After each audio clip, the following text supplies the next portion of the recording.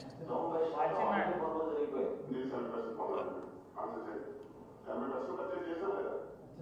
80% purchase చేసామా లేదా? పైన ఏం చెప్తుంటే చెప్పండి. పక్కన కూర్చున్న సివిల్ శాఖ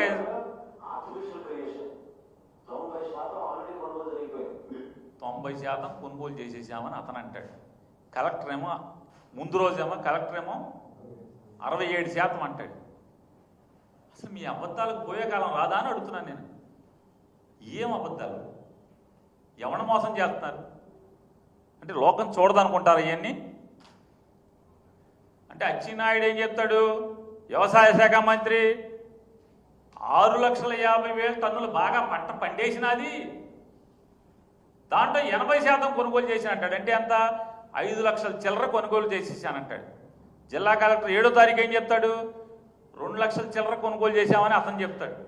ఆ పక్కన కూర్చున్నాడు తెల్ల బట్టలు వేసుకున్న అతను ఏం చెప్తాడు? 90% కొన్నానంటాడు. అంటే 6,50,000 90% ఎంత? అంటే 6 లక్షలు కొనేసామనే కదా.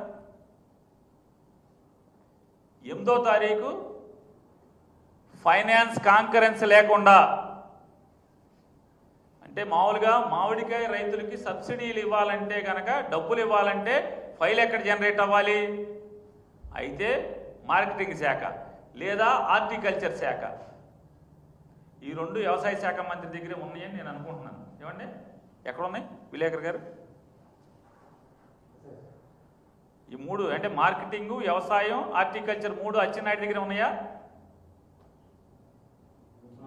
నాకు తెలిసి 3 అతని దగ్గర ఉన్నాయి అనుకుంటున్నాను. ఫైల్ అక్కడ జనరేట్ అవ్వాలి కదా.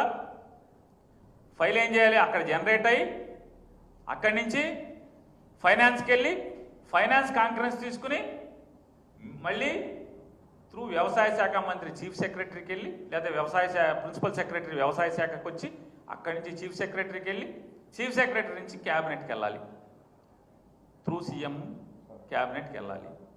క్యాబినెట్లో మేము 260 కోట్లు ఇచ్చేస్తున్నామని చెప్పి తీర్మానం చేయాలి.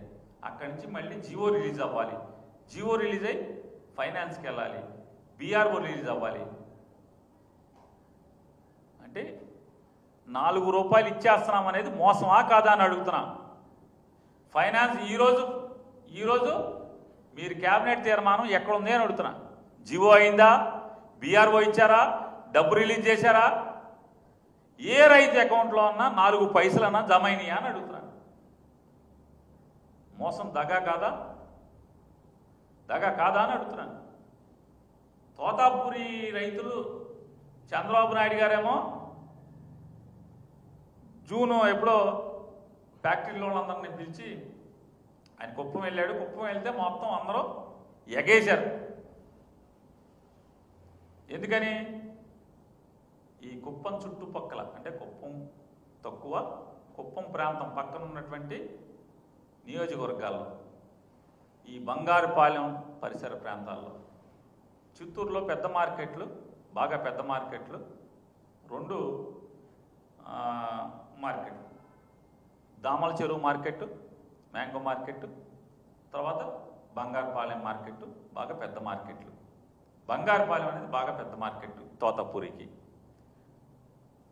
వాళ్ళ జ్యూస్ ఫ్యాక్టరీలన్నీ, రైతాంగం అంతా కూడా, ఈ మామిడికాయ రైతాంగం అంతా కూడా ఎక్కువ మీ పార్టీ సానుభూతి పరులే ఉన్నారు. ఇప్పుడు జగన్ గారు వెళ్తే వల్ల ఎవరికి లాభం? మీకు ఓటు వేసినోడికి లాభం. కానీ మేము అది చూడాల. రైతును రైతుగానే చూసాం. మాకు సానుభూతి పరులు కూడా ఉన్నారు, లేరా అంట్లా. అయితే మెజారిటీ మీ సానుభూతి పరులే ఉన్నారని చెప్తున్నారు. నేను చెప్పట్లా, మీ ఈనాడు వాళ్ళే చెప్తున్నారు. ఇదైతే ఫ్యాక్టరీలన్నీ ఎవరి దగ్గర ఉన్నాయి? చిత్తూరు జిల్లాలో జ్యూస్ ఫ్యాక్టరీలన్నీ ఎవరి దగ్గర ఉన్నాయి? అన్నీ మన చుట్టాలే కదా. మొత్తం 99% మన చుట్టాలే కదా ఫ్యాక్టరీలన్నీ మన చుట్టాలే. కాయ పండించేవాడు మనవాళ్ళే,